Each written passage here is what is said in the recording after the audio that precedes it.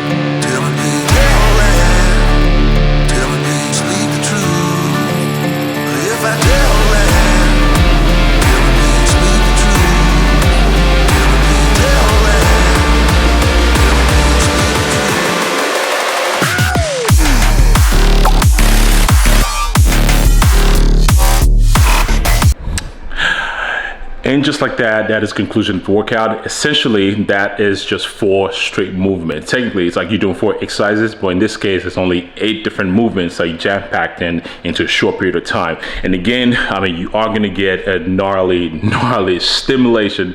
Again, like I said, a lot of people typically think they have to be in the gym for 2 hours, an hour and a half, and things like that.